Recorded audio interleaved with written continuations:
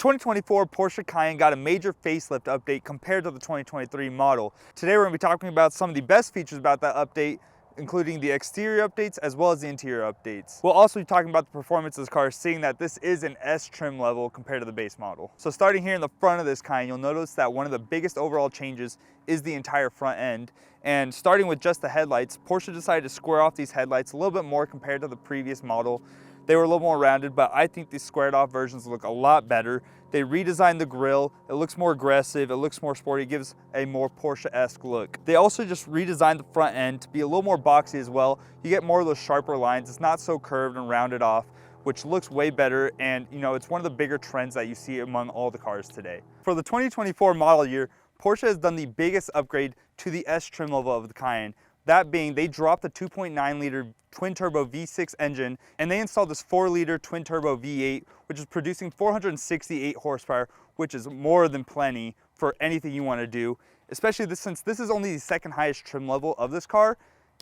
For it to have a V8 in a car like this, it's a major improvement over that V6, and honestly, I think this is the engine that this car deserves. Now that we're at the back of the car, you'll notice that these improvements also extend all the way to the rear.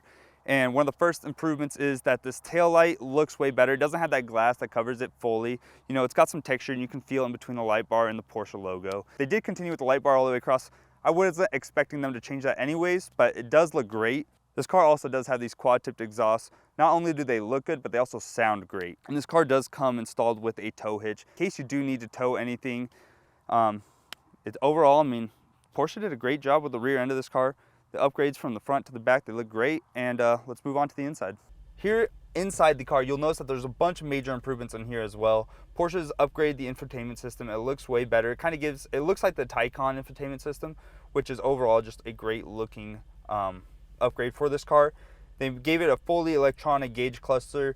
It looks great. It's a little more pushed into the dash, which also gives you more viewing space. It doesn't block your view when you're looking out the windshield a little bit. They got rid of the fake key that you used to start the car in the previous model, but this one does have a push to start, but they did continue to keep it on the left side of the car in Porsche tradition. They improved the center console right here. They made everything touchscreen. Climate controls are really easy to access. It shows you everything that you need to know right here. They got some little compartments for storage right here. You got a wireless charging pad. You got some USB-C ports, and overall they kept pretty much the steering wheel the exact same. Door handles are a little bit different, and one of my favorite features about this car is this car does have the moonroof that extends all the way to the back seats. It looks great.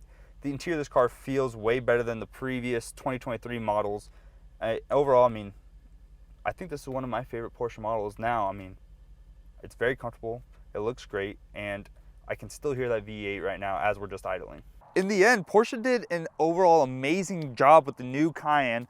I think it looks way better than the previous generation. Its performance is just what you'd want for a family SUV. Overall, it's the greatest car. It gets it all done. We're in the dirt road right now. You can see that it's capable of doing off-road little trails.